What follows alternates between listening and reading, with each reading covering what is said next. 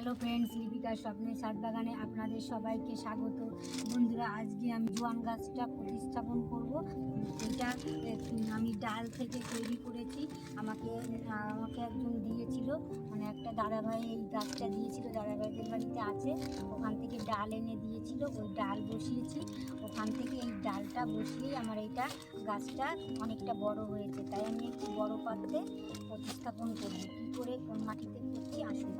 পুরোনো টবের মাটির সঙ্গে গোবর সার দিয়ে আমি তৈরি করেছি, আর এর সঙ্গে আমি আরও কি কি মিশিয়ে প্রতিস্থাপন করব আসুন। কিছুটা এই মাটি নিয়ে নেব, গোবর সার আর পুরোনো টবের যে মাটিটা, বালি দিয়ে দিচ্ছি, যে ঘর তৈরি করার যে লাল মোটা দানার বালি, ওটা আমি কিছুটা দিয়ে দেবো। মিক্সারটা, ওই মিক্সারটা আমি দিয়ে দেবো এখানে, ভালো করে মিশিয়ে দিয়ে তারপরে আমি টবে প্রতিস্থাপন করব। হয়ে গেছে মিশানো। এবার এইখানে যে ড্রেনেজ হোলটা, এইখানে যে ছিদ্রগুলো, ওই ছিদ্রগুলো আমি ইটের টুকরো দিয়ে বন্ধ করে নিচ্ছি, যাতে ড্রেনেজ সিস্টেমটা খুব ভালো থাকে। নিচে একটু বালি দিয়ে দিচ্ছি। বালি দিয়ে দিলে কী হবে, তাহলে জল চলাচলটা করতে খুব। কিচেন কম্পোস্ট যে শুকিয়ে রেখেছিলাম, ওইটা কিছুটা দিয়ে দিচ্ছি। এবার কিছুটা এই যে তৈরি করলাম যে মাটিটা, এই মাটিটা আমি দিয়ে দেব।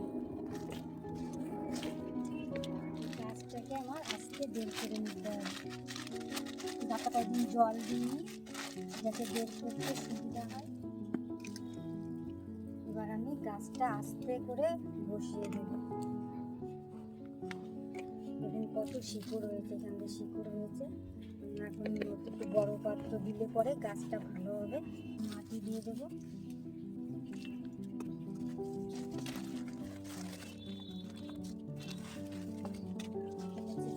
দিয়ে দেবো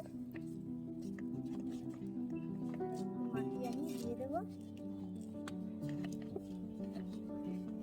বন্ধুরা, আমার এটা প্রতিস্থাপন হয়ে গেছে, আর আমি এখন এর মধ্যে জল দিয়ে দেব।